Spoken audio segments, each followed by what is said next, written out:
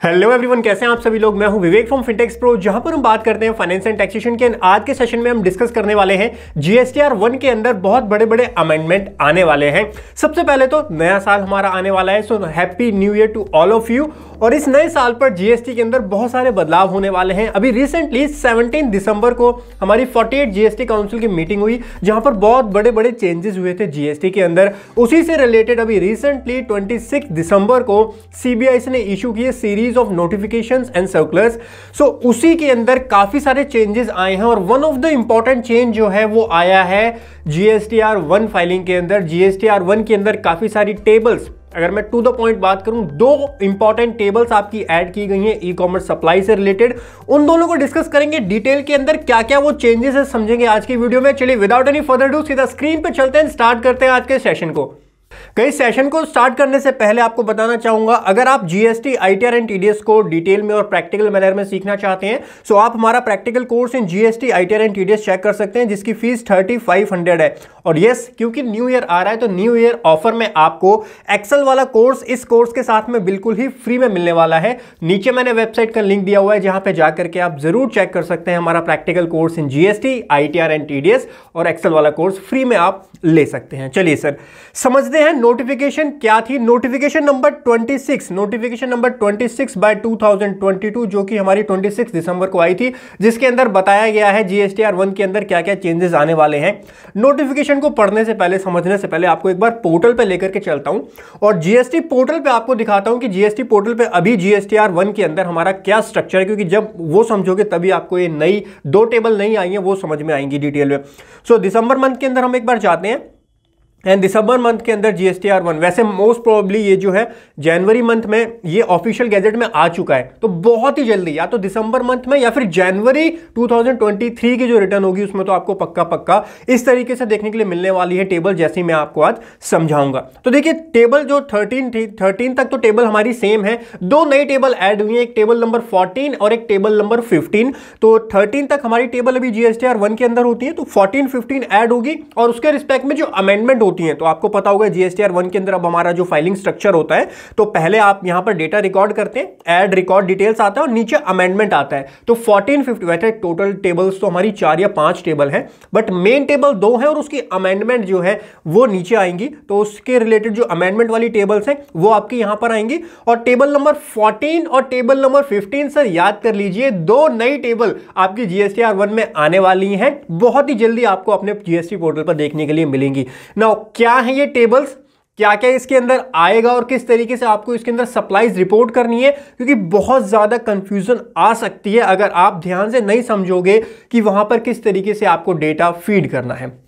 चलिए, तो ये तो हमारा पोर्टल का स्ट्रक्चर था, दो टेबल यहां पर आपकी ऐड होगी, ये चीज मुझको पोर्टल से समझानी थी। पोर्टल को रखते हैं साइड, चलते हैं नोटिफिकेशन नंबर 26 बाय 2022 के ऊपर और समझते हैं क्या क्या चेंजेस आपके जीएसटीआर 1 के अंदर जो है वो यहां पर रिफ्लेक्ट होने वाले हैं।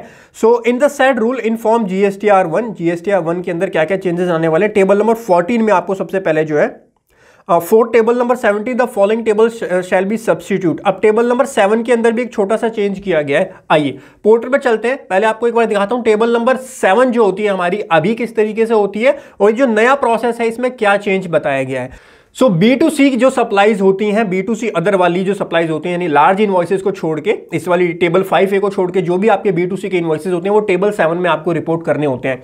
अभी अगर टेबल नंबर 7 के अंदर जाएंगे, कोई भी रिकॉर्ड आप ऐड करेंगे, तो यहां पर देखिए मैं बताता हूं होता क्या है बेसिकली। और जो मेन चेंज आया वो आया ई कॉमर्स सप्लाईज जो होती है ना, जो ऑनलाइन सेलिंग आप करते हैं ना, उनके लिए बहुत बड़ा चेंज आया है। तो अगर आप या आपका कोई क्लाइंट ऑनलाइन सेलिंग करता है तो आपके लिए वीडियो देखना बहुत जरूरी है, ठीक है।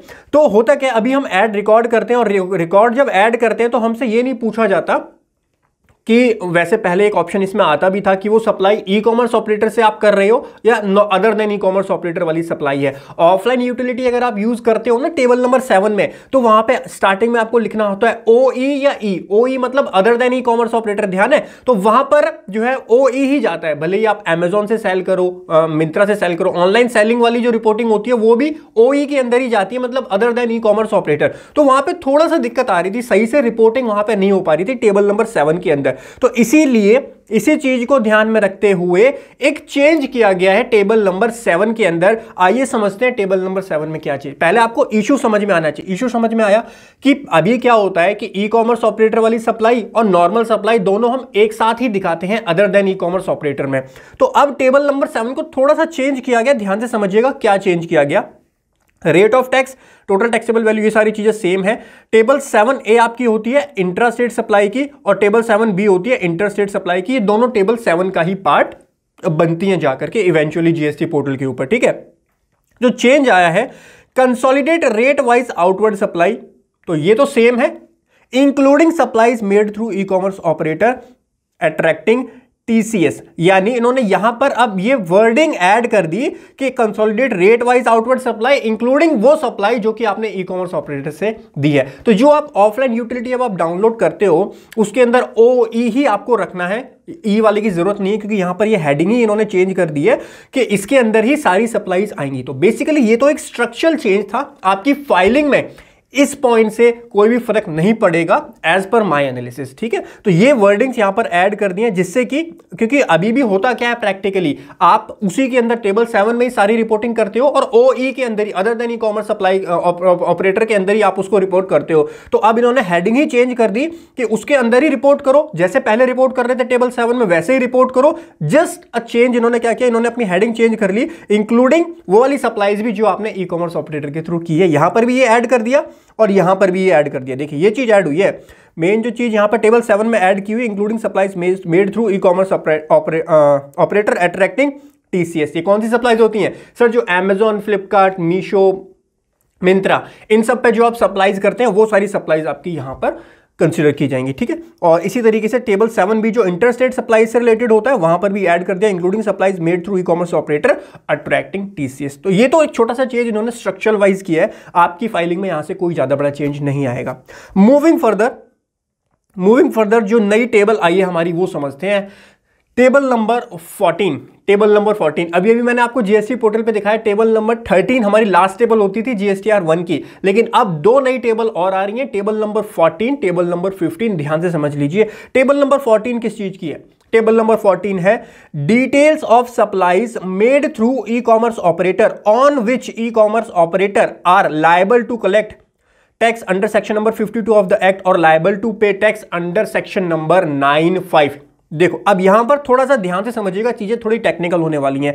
सेक्शन 52 के अंदर टीसीएस डिडक्ट करने की लायबिलिटी किस किस की आती है? जो वेबसाइट मैं आपको बता रहा हूं वही इसके अंदर फॉल होंगी। एक आपका Amazon फॉल हो जाएगा, आपका मिंत्रा फॉल हो जाएगा, आपका मीशो फॉल हो जाएगा, आपका फ्लिपकार्ट फॉल हो जाएगा, आपका फ्लिपकार्ट। ये सारी वेबसाइट जो है आपकी सेक्शन 52 के अंदर फॉल करती हैं, इनको टीसीएस कलेक्ट करना रिक्वायर्ड होता है। परफेक्ट। दूसरा आता है liable to pay tax under section number 95। Now section 9 sub section 5 के अंदर ना ओनली कुछ स्पेसिफिक सप्लाईज कवर होती है और वो भी सप्लाई ऑफ सर्विसेज कवर होती हैं, जैसे कि होटल एकोमोडेशन की सप्लाईज होती हैं आपकी, और जो ये हाउसकीपिंग वाली जो सर्विसेज होती हैं और रेस्टोरेंट की जो सर्विसेज होती हैं, ये मेन सर्विसेज होती हैं सेक्शन 9 सब सेक्शन 5 के अंदर जो कवर होती हैं। इसका एग्जांपल अगर आप मेरे से पूछोगे तो स्विगी इसका एग्जांपल होगा, स्विगी इसका एग्जांपल होगा, और आपका स्विगी का वो जोमेटो भी इसका एक एग्जांपल होगा। स्विगी, जोमेटो, और आपका ये होटल की अकोमोडेशन की सर्विस जो देता है, अरे वो रितेश अग्रवाल जिसका वो है फाउंडर, ओयो होटल अकोमोडेशन की सर्विस। उसके अलावा अर्बन क्लैप आपने सुना होगा।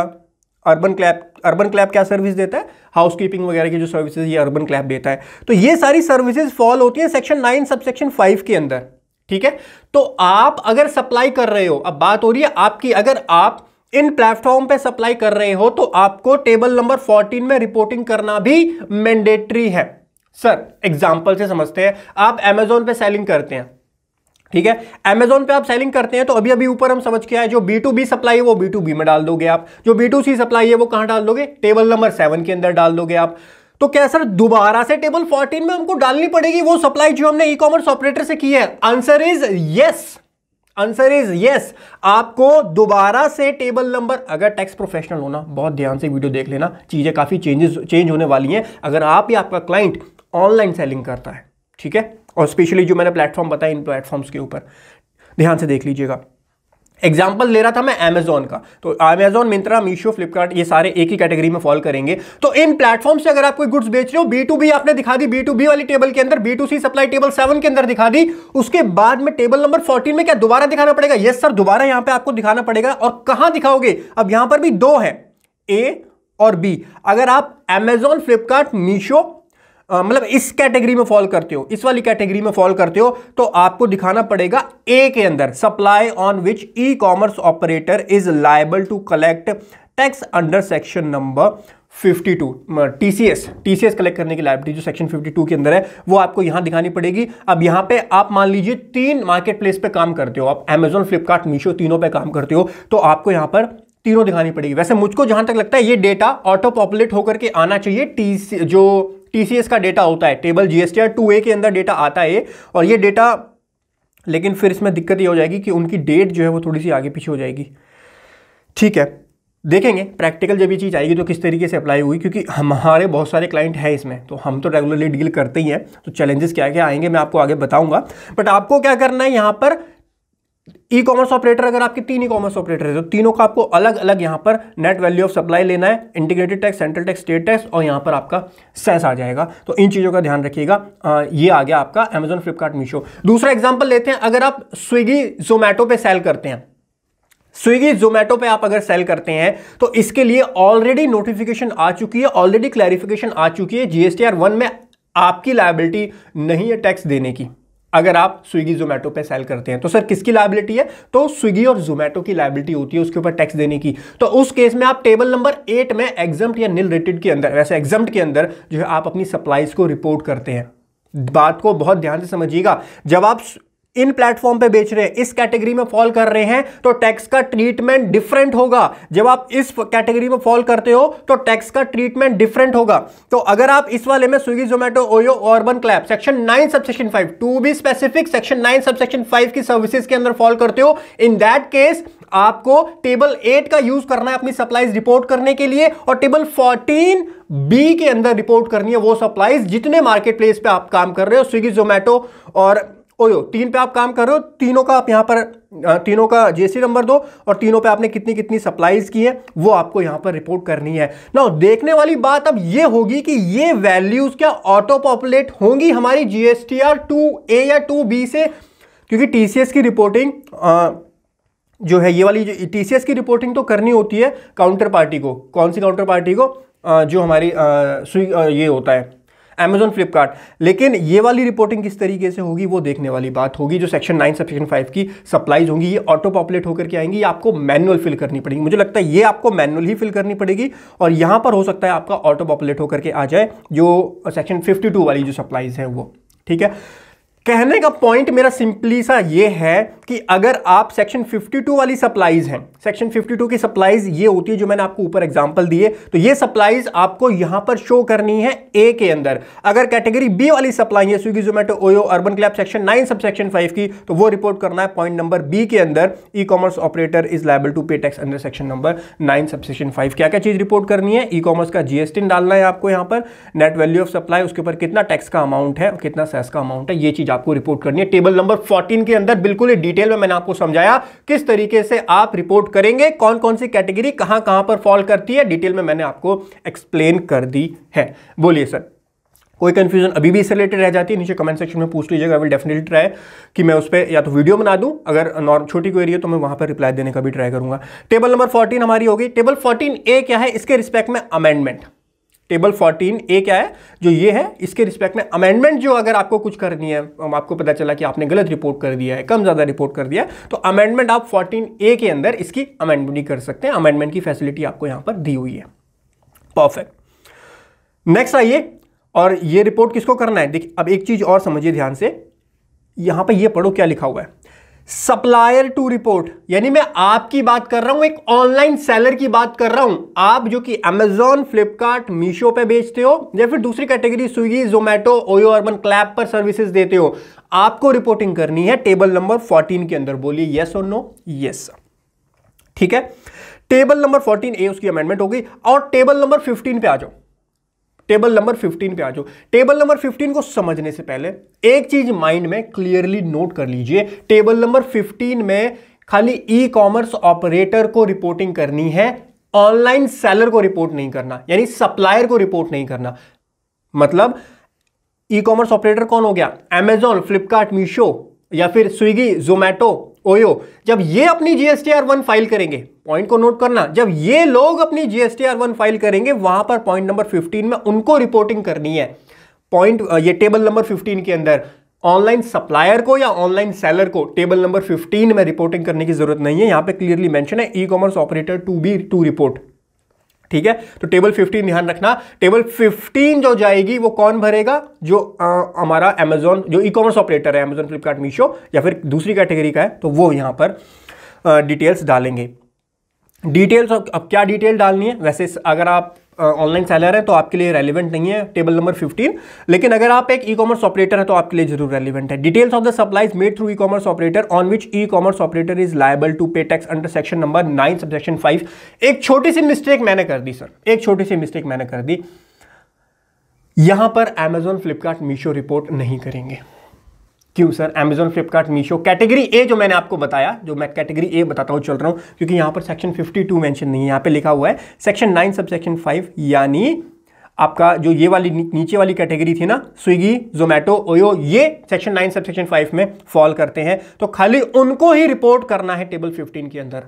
जो कैटेगरी 1 मैंने आपको समझाई, उनको टेबल नंबर 15 उनके लिए भी रेलिवेंट नहीं है, क्योंकि क्लियरली लिखा हुआ है जिनको टैक्स पे करना है सेक्शन 9 सबसेक्शन 5 के अंदर। ठीक है, तो अब वो किस तरीके से रिपोर्ट करेंगे? यहां पर उनको यहां पर सप्लाईज देनी है। पहले तो टाइप ऑफ सप्लायर क्या है? रजिस्टर्ड और अनरजिस्टर्ड। रजिस्टर्ड सप्लायर है या अनरजिस्टर्ड सप्लायर है?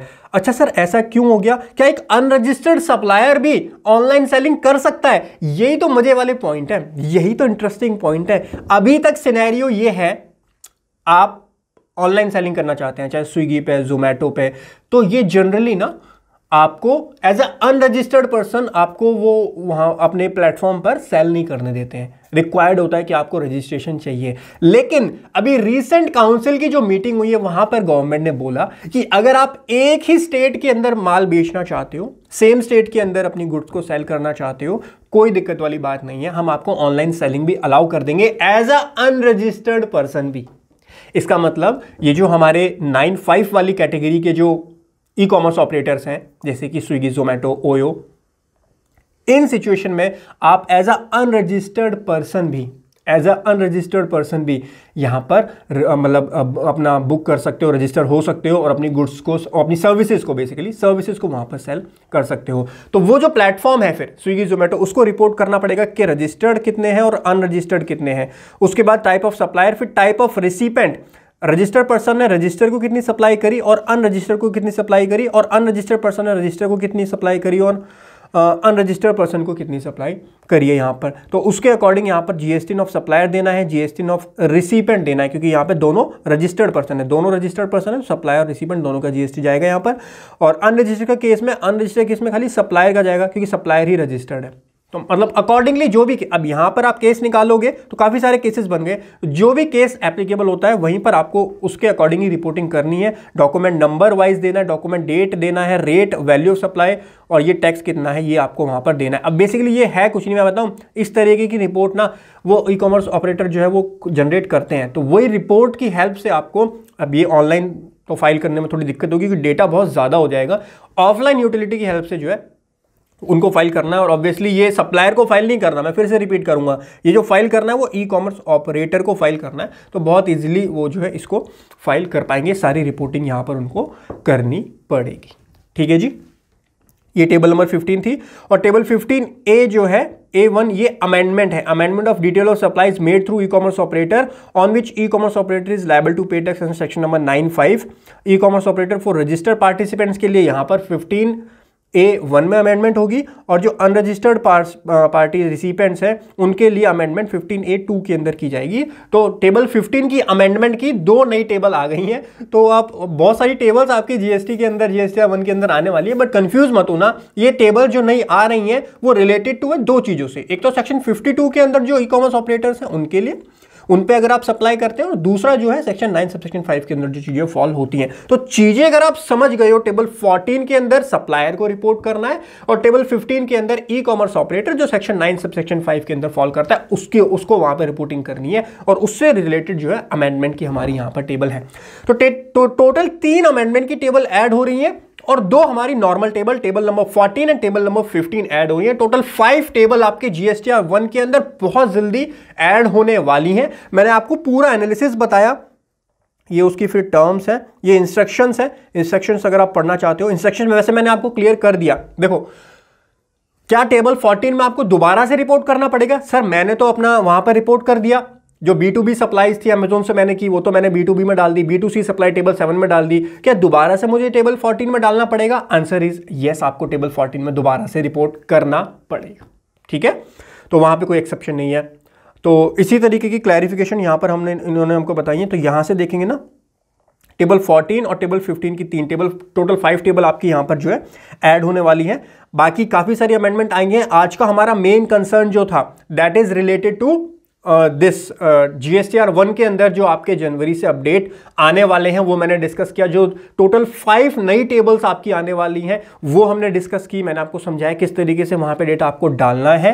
एक बार पोर्टल पे ये आएगा तो मैं नई वीडियो बना दूंगा जीएसटीआर 1 और 3B। ऐसे 3B के अंदर ऐसा कोई चेंज नहीं है, बट वहां भी होगा तो उसकी भी वीडियो बना दूंगा, और जीएसटीआर 1 की भी डिटेल वीडियो आपको बना के दे दूंगा। कोर्स में सबसे पहले आपको वो मिल जाएगी। हमारा practical course in GST, ITR and TDS जो है उसको जरूर चेक कीजिएगा। ऑफर चल रहा है, वहां पे आपको एक्सेल वाला कोर्स साथ में मिल सकता है बिल्कुल ही फ्री में, अगर 1 जैन तक आप एनरोल करते हैं practical course in GST, ITR and TDS के अंदर। गाइस, आशा करता हूं आपको समझ में आई होगी ये पूरी अपडेट जीएसटीआर 1 के अंदर जो आने वाली है रिसेंटली। इसके अलावा ये जो नोटिफिकेशन है, बहुत बड़ी नोटिफिकेशन है, मैंने नीचे प्लेलिस्ट बनाई हुई है, नोटिफिकेशन नंबर 26/2022 की। इसके साथ में 5 इंपॉर्टेंट सर्कुलर भी आए हैं। तो मैंने जो हमारा ये 48th काउंसिल मीटिंग थी, ये प्लेलिस्ट बनाई हुई है, और इस प्लेलिस्ट के अंदर ही मैं ये सारी वीडियोस पुट करने वाला हूं अपने यूट्यूब चैनल पर। यूट्यूब चैनल जरूर सब्सक्राइब कर लेना, और वो प्लेलिस्ट का लिंक आपको नीचे डिस्क्रिप्शन में मिल जाएगा, वहां से चेक कर सकते हो। Thank you so much guys for joining today's session. Wishing you a very happy new year. Thank you so much. Have a great time. हंसते रहिए, मुस्कुराते रहिए. Bye bye. Take care.